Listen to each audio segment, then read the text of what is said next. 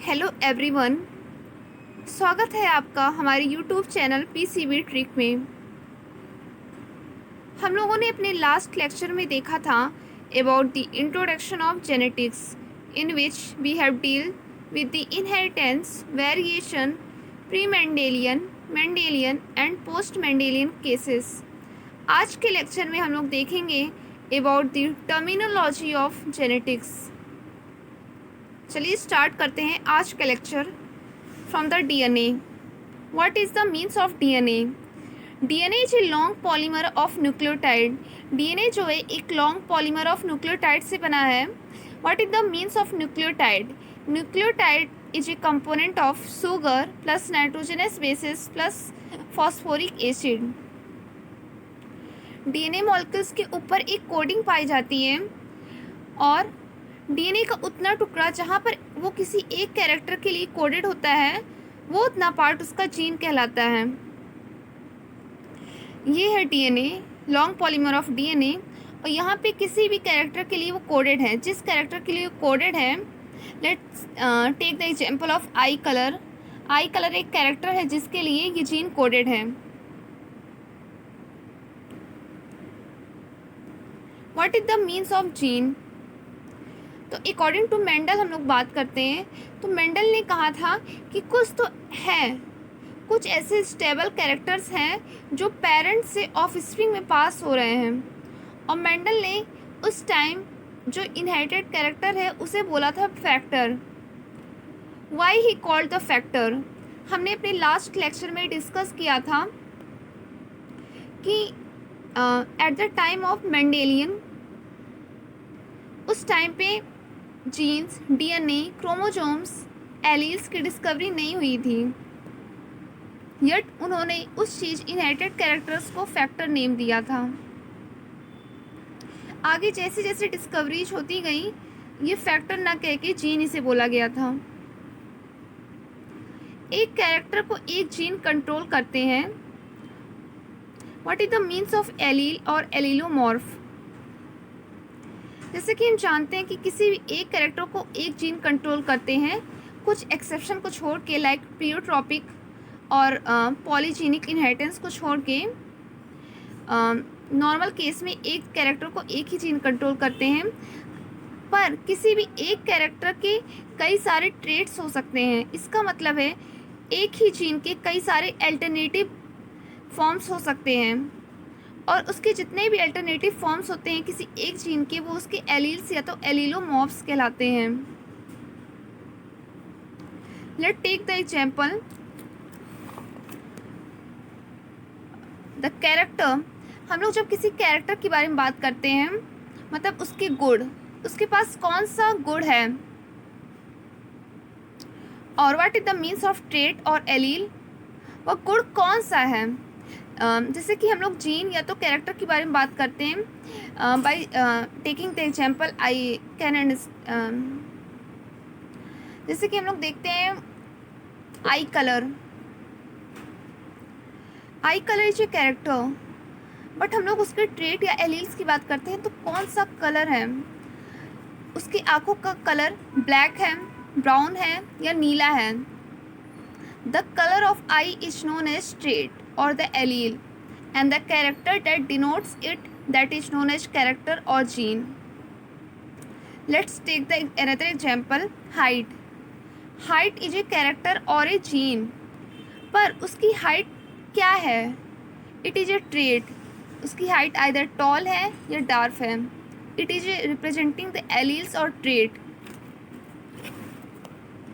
आई think अब आप लोगों को ये क्लियर हो गया होगा what is the difference between the genes and the allele और एलीलोमॉर्फ। ज़्यादातर स्टूडेंट्स को यहाँ पे कन्फ्यूजन होता है what is the difference between the genes and the alleles. Repeat कर देते हैं इस चीज़ को।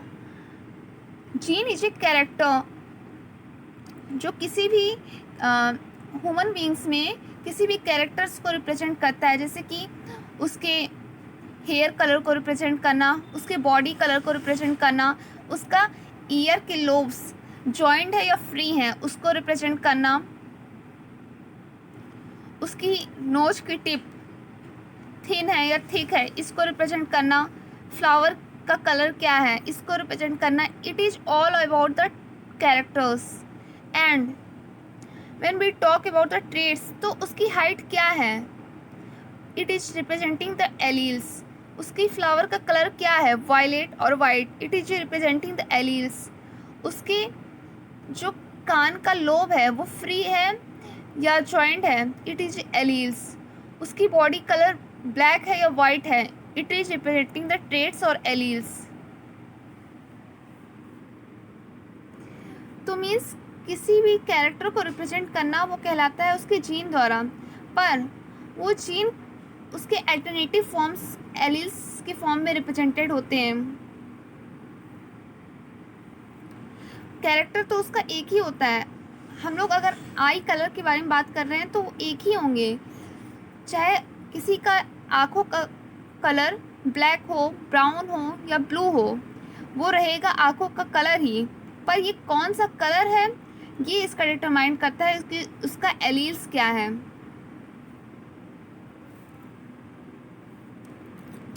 यहाँ पर सेम जीन कहने का ये तात्पर्य है कि कैरेक्टर तो उसके पास सेम है, लेकिन वो किसके लिए कोडेड है, उसके ट्रेट्स क्या क्या हैं, जैसे कि आई colour, height, body colour, year lobes, जैसे कि अभी हम लोगों ने अपने पॉइंट्स को देखा है उसी से। What is the means of gene locus? कोई भी कैरेक्टर को रिप्रेजेंट करने वाला वो जीन क्रोमोसोम की जिस पोजीशन पे प्रेजेंट होता है वो उसका जीन लोकस कहलाता है। Let us understand with the example.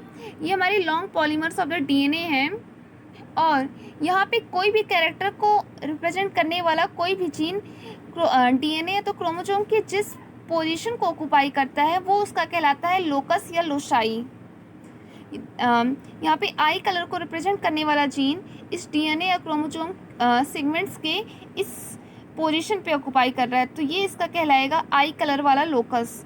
और वहीं पे अनदर डीएनए सेगमेंट्स की हम लोग बात करते हैं तो यहाँ पे बॉडी कलर वाला जो जीन है ये इस डीएनए सेगमेंट्स के इस पॉइंट पे सिचुएटेड है, तो ये इसका कहलाएगा gene locus of the body colour और the gene loci of the body colour. Moving on the next, what is the means of set? Minimum number किसी भी क्रोमोसोम्स के जो किसी एक कैरेक्टर को रिप्रेजेंट करते हो किसी भी लिविंग ऑर्गेनिज्म में वो उसका सेट कहलाता है। जैसे कि एक सेट अगर होता है तो हैप्लॉइड एन को रिप्रेजेंट करेगा, that is 23 number of chromosomes. Two set then it talks about the 46 number of the chromosomes, that is 2n and that is n।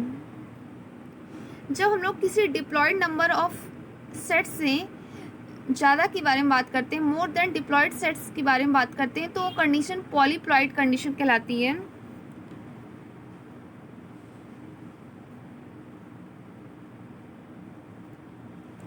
और आगे जाके हम लोग कुछ chromosomal aberrations and Mendelian disorders में polyploid के कंडीशंस देखेंगे, that is about the monoploidy, aneuploidy and et cetera. Moving on the next, what is the means of gamete? Gamete किसी भी डिप्लॉइड सेट से मियोटिक सेल डिवीजन के बाद जो haploid set प्राप्त होता है उसे जो सेक्स सेल्स वो गैमेट्स कहलाते हैं। इस sex cell having the haploid set of chromosomes arising due to meiotic division of diploid germ cells. किसी भी डिप्लॉइड सेट से मियोटिक सेल डिवीजन के बाद जो हमको हैप्लॉइड सेट प्राप्त होता है, जैसे कि मेल में जो गैमेट्स होती हैं वो स्पर्म्स या पोलन कहलाती हैं और फीमेल में जो गैमेट्स होती हैं वो एग या ओवम कहलाती हैं। Let us see with the figure.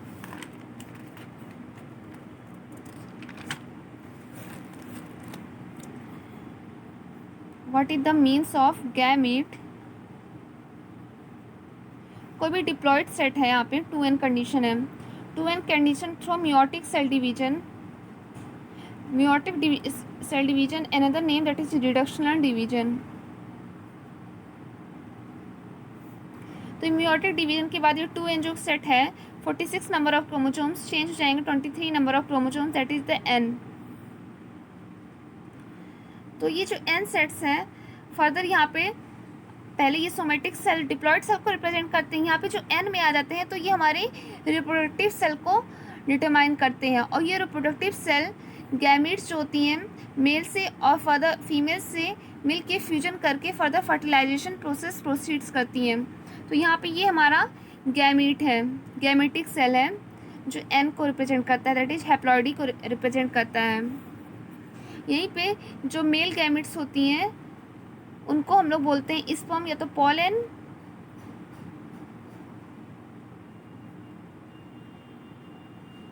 वेरेज female gamete को हम लोग बोलते हैं एग और ओवम।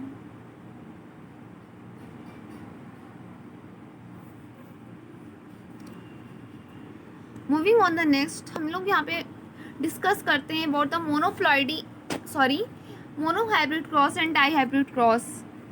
मोनोहाइब्रिड क्रॉस, जब हम लोग जैसे कि हम लोगों ने अपने लास्ट लेक्चर में इनहेरिटेंस एंड वेरिएशन के बारे में डील किया था, तो आई थिंक आपको ये टर्म्स क्लियर होंगे। अगर आपको कोई भी डाउट एंड क्वेरीज हैं तो please comment me on the inbox. And guys please, अगर आपको मेरी ये वीडियो अच्छी लग रही तो प्लीज़ इसे ज़्यादा से ज़्यादा लोगों में शेयर करिए। And please don't forget to subscribe, because your 1 like, 1 share and 1 subscribe will be lucky for me. What is the means of monohybrid cross? Inheritance के दौरान अगर कोई भी एक कैरेक्टर्स को हम लोग कंसिडर करते हैं तो वो मोनोहाइब्रिड क्रॉस कहलाती हैं। जैसे कि law of dominance, law of segregation, एक कैरेक्टर को लेके बात की गई है, तो ये मोनोहाइब्रिड क्रॉस की इनहेरिटेंस के बारे में बात की गई है। What is the means of dihybrid cross? जब हम लोग किसी भी इनहेरिटेंस में 2 कैरेक्टर्स को लेके बात करते हैं तो डाईहाइब्रिड क्रॉस कहलाते हैं। जैसे कि law of independent assortment had discuss the cases of dihybrid cross. What is the means of homozygous and heterozygous condition? Homozygous, when both the factors are of the same type, this condition is said to be homozygous. जब 2 factors या 2 alleles किसी same तरीके के हों तो उस condition को homozygous कहते हैं। होमो मतलब कहीं भी, बायो, केमिस्ट्री या फिजिक्स या तो कहीं भी आपको अगर होमो वर्ड दिख गया तो आप लोग इसका मीन समझ सकते हैं कि दोनों समानता, एक जैसे। और हेट्रो मीन्स डिफरेंट। तो एक जैसे अगर रूप आपको दिख गए तो उसका मीन होता है होमो। यहाँ पे होमोजाइगस के बारे में बात की। होमोजाइगस, यहाँ पे जाइगस का मीन हम लोग same type of the phenotypic characters, genotypic characters, alleles, genes यहाँ पे समझ सकते हैं। When the both the factors are of the same type, let's take the example that is capital T, small t.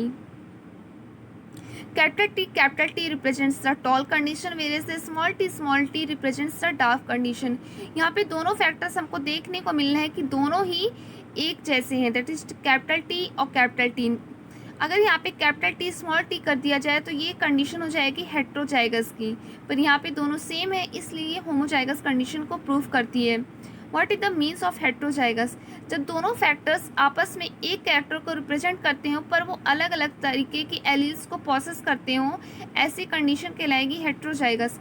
जहाँ पे capital T and small T होगा, मतलब एक कैपिटल टी होगा तो दूसरा स्मॉल टी होगा, इस कंडीशन को हम लोग बोलते हैं हेटेरोजाइगस कंडीशन।